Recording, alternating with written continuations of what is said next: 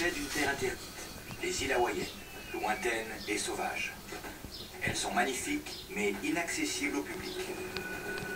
Au Cambodge, une histoire taille XXL. Un chercheur tente de sauver le plus gros poisson d'eau douce au monde. Alors que l'espèce de grand singe la plus menacée voit son habitat disparaître à grande vitesse, une découverte récente fait renaître l'espoir.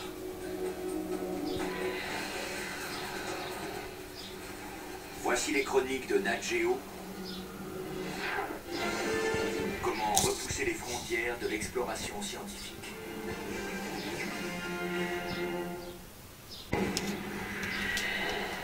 Bienvenue dans les chroniques de Nat Geo. Très peu de gens sont autorisés à visiter les îles du nord-ouest d'Hawaï.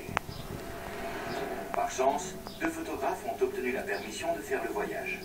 Suzanne Middleton et David Lichwager.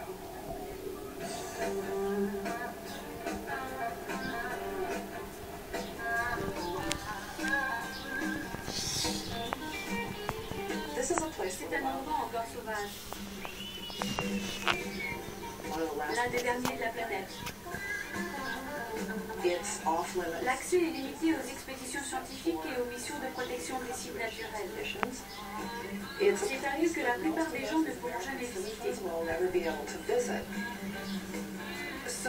me suis donc dit, puisque cet endroit appartient à tout le monde, comment le faire partager?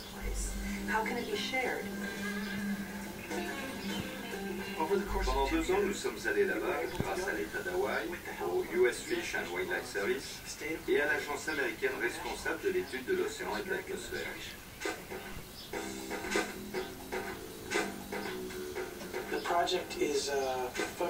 Le projet consiste à photographier sous forme de portrait les animaux et les plantes originaires de ces îles lointaines.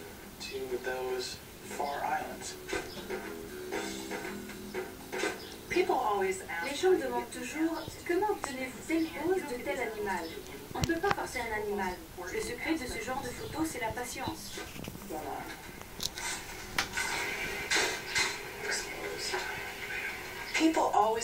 Pour nos photos, on isole toujours l'animal et la plante sur un fond neutre. Notre approche est celle du portrait.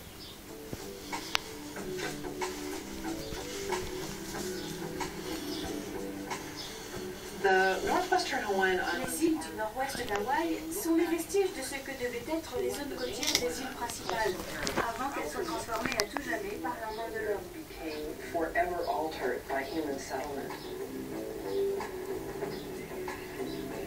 Nous avons passé une semaine sur l'île de Nessan.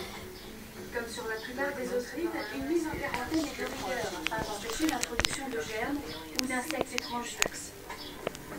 Les vêtements et les biens non durables doivent être neufs. Ils sont congelés pendant 48 heures, puis mis dans des seaux en plastique.